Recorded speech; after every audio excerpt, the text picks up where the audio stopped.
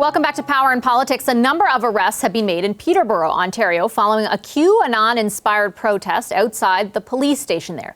Protesters showed up Saturday to carry out a, quote, citizen's arrest of local officers, and here's how that unfolded. We're going to request the military come and remove the criminals that have helped orchestrate this crime against the people.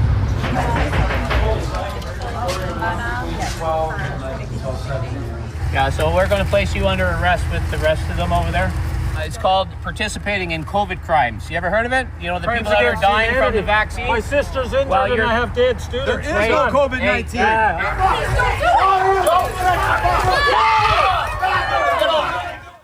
And what you're watching there, that's how it ended. Chaos as police took two protesters into custody.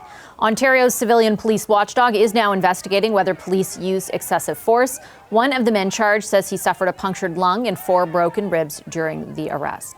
The mayor has since tweeted, "People have been asking me to comment on the events of the past weekend. I hate giving airtime or spotlight to these imbeciles," she writes. "Here is my comment." And then the mayor directs some profanity at the protesters. You can see there on the screen. Diane Therrien is the mayor of Peterborough. Hi, Mayor. Good to meet you and good to have you on our program today. Thanks for making the time. Thank you. Your initial tweet referred to events of this past weekend. Can you tell us a bit, in our audience, a bit about what those events were, what precipitated your comment? Sure. So there, as we know, across the country, we've seen some levels of conspiracy theorists rise in the last couple of years. And so this past weekend, there was a planned protest where the explicit stated intent was to come and arrest members of our police force. And so those folks came, and our police men and women did a fantastic job at being patient and asking people to disperse and giving them the opportunity to do so. And it resulted in a bit of a scuffle with people who I think aren't used to having consequences for their actions. And this is, just the latest sort of protest disruption that the city of Peterborough has seen in the last couple of years. And it's been immensely frustrating for not just myself, but the community as a whole. And so that's sort of what precipitated the tweet. And had people been asking you kind of, what's your take on this? What's your comment? And your response was to say, well, here it is. Basically, that's it. My assistant, Deborah, who's amazing, had said, people are asking you to comment on what happened the past weekend. And I don't think that this tweet is what she had in mind, but that's how I feel. And I think that's how the vast majority of people feel. There's a level of frustration and anger at the fact that folks are able to come into a city, a community with, again, the explicit intent to cause harm, to cause disruption, to cause pain and suffering to members of that community. And enough is enough. People are tired of it. And that frustration that you're referring to, is it, and you kind of referenced this too, but this isn't the first time it's happened in Peterborough, right? There's been a number of protests, and I even remember, for example, covering something with the leader of the federal NDP, Jagmeet Singh, when he was kind of accosted very directly by protesters.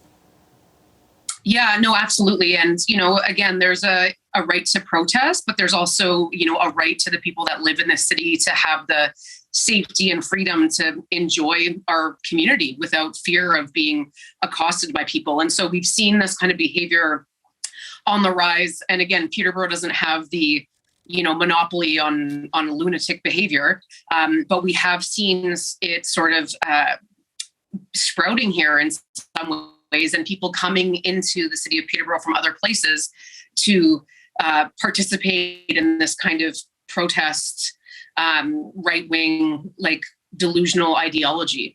And it's not okay, and it needs to be called out. I will continue to call it out, and I encourage other elected officials and people in positions of power to call it out as well.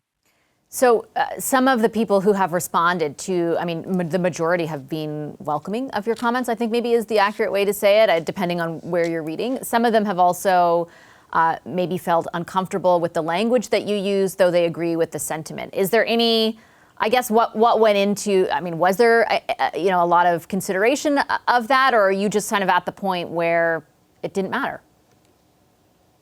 I mean, I've always been very open and authentic in how I use social media, and have tried to challenge the way that we think politicians need to look, because people are always surprised that I'm the mayor of the city because I'm a young woman. And the language that we use, again, a lot of the tone policing is very classist in nature.